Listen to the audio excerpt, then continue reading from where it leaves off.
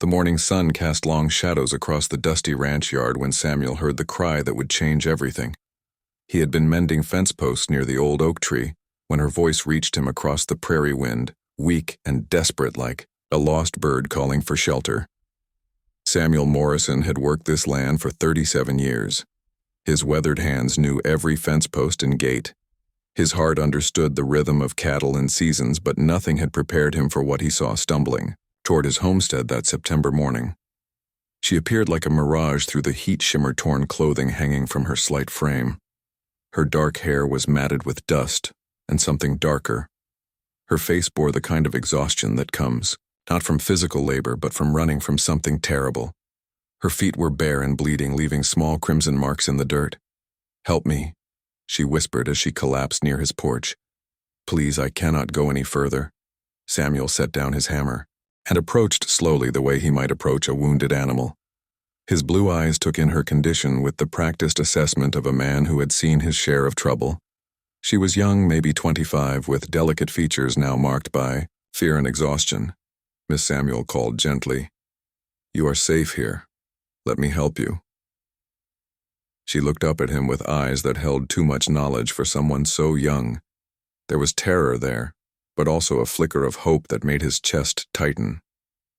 She tried to speak, but only managed to point back toward the horizon where dust clouds suggested riders approaching fast. Samuel understood immediately. Someone was following her, and they meant harm. His mind raced through possibilities, but his actions were swift and certain. He helped her to her feet, supporting her weight as they moved toward the house.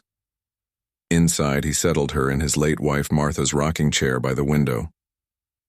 The chair had sat empty for 3 years since Martha passed, but somehow it felt right to have someone there again. He brought water and watched as she drank with desperate thirst. "What is your name?"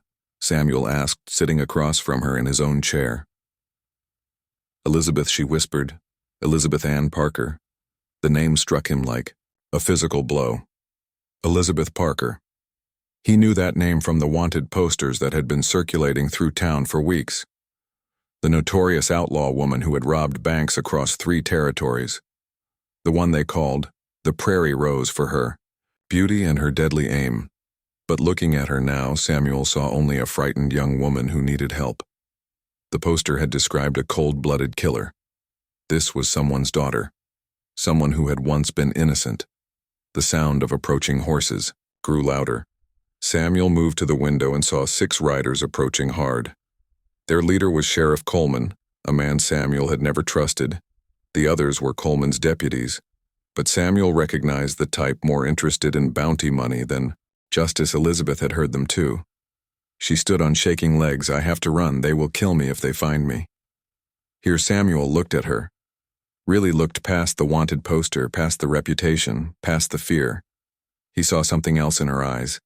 Something that reminded him of Martha when she had been frightened during their early years, when money was tight and the future uncertain. It was the look of someone who had made mistakes but still carried goodness inside. "No," Samuel said quietly.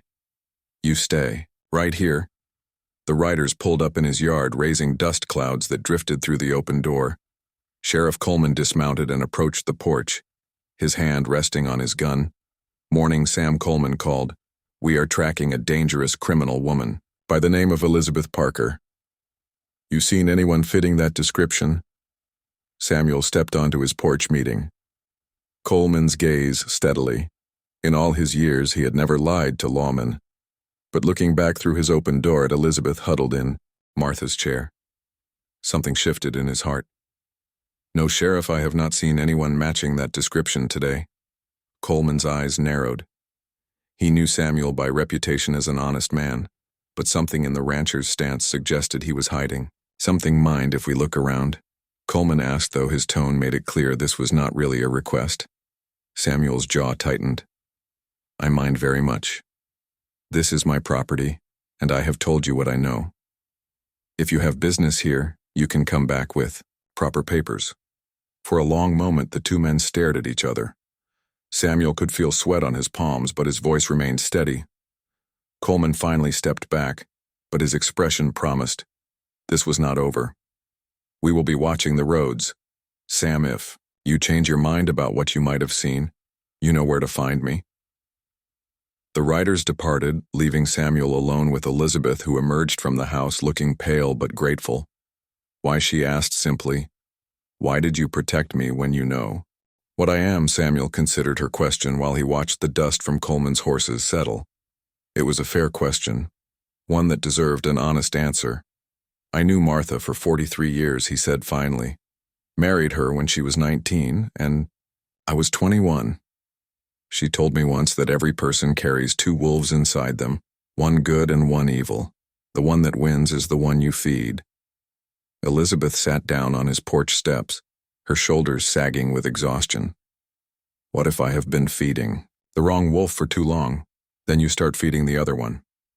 Samuel replied, It is never too late to choose different. Over the following days, Elizabeth rested and healed while Samuel tended his ranch. They talked little at first, but gradually, she began to share her story. She had not started as an outlaw. She had been a school teacher in a small Kansas town, engaged to a good man named Thomas. But Thomas had been killed by corrupt lawmen who wanted his family's land.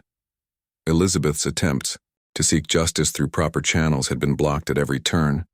The men who killed Thomas had powerful friends. When she threatened to take her story to territorial authorities, they framed her for robbery. Desperate, and with nowhere else to turn, she had indeed robbed banks, but only banks owned by the men who had destroyed her life. She gave most of the money to families who had been cheated by the same corrupt system that had taken everything from her. Samuel listened without judgment. He understood how good people could make bad choices when the world seemed stacked against them. He had seen it during the war, when decent men did terrible things just to survive. As Elizabeth regained her strength, she helped around the ranch. She had gentle hands with the animals and worked without complaint. Samuel watched her feeding his chickens and saw not the prairie rose of legend, but simply Elizabeth, a young woman trying to find her way back to who she used to be. One evening, as they sat on the porch watching the sunset, Elizabeth asked Samuel about Martha. She was everything good in the world, Samuel said, his voice soft with memory. Strong when I was weak, patient when I was foolish. She saw the best in people, even when they could not see it themselves. Elizabeth was quiet for a long moment. She sounds like someone I would have liked to know. She would have liked you, Samuel replied. Then after a pause, she would have done exactly what I did. Helped you, I mean. That night, Samuel lay awake thinking about choices and consequences. He had built his reputation on honesty and integrity. Now he was harboring a wanted fugitive lying to lawmen. But when he searched his heart, he felt no guilt, only certainty that he was doing right. Test came 3 days later when Coleman returned, this time with a federal marshal. Samuel watched them approach from his kitchen window, where he was having coffee with Elizabeth. They know, Elizabeth said quietly. I should run. Samuel shook his head. You are not running anymore. Today we face this together. He opened his front door before the lawman could knock. Coleman looked surprised to see him waiting. Sheriff Marshal Samuel nodded to both men. What brings you back to my land? The marshal stepped forward, a tall, thin man with intelligent eyes. We have reason to believe Elizabeth Parker is hiding somewhere in this area. We would like to search your property. Samuel stepped aside. Of course, Marshal. You are welcome to look around.